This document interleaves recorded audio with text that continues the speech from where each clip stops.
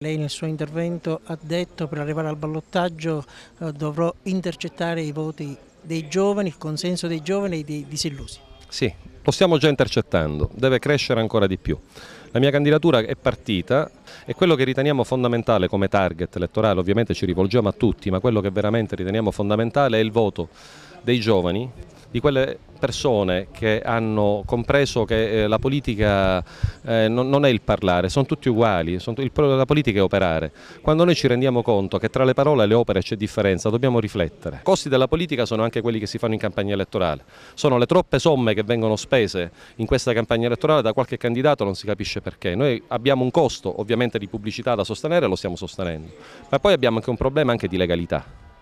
Cioè non è possibile vedere adesso in campagna elettorale, pur essendoci il regolamento elettorale chiarissimo che dice che non si possono utilizzare spazi luminosi, che non si possono utilizzare altro che non siano gli spazi appositamente dati e sorteggiati dal Comune.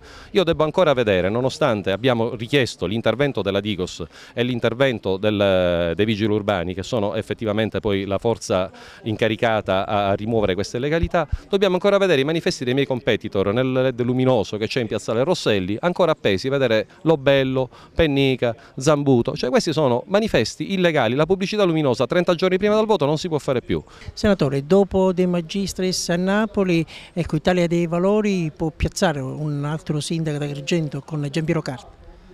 Ma sicuramente ne piazzeremo più di uno e Giampiero Carta sarà uno di questi.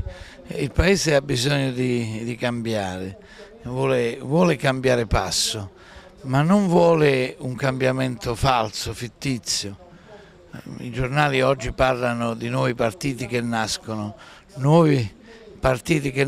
con facce vecchie e quindi non faranno bene all'Italia. Invece qui ad Agrigento abbiamo un gruppo di persone che esprimono il vero centrosinistra e che vogliono dare una mano alla loro città, che insieme definiscono bene comune. Ecco, noi dobbiamo ripartire dai municipi che sono il bene comune a cui i cittadini davvero fanno riferimento. Per quanto riguarda i costi della politica, ecco, i rimborsi ai partiti, un tema di grande attualità, e in questa direzione come si muoverà Italia dei Valori?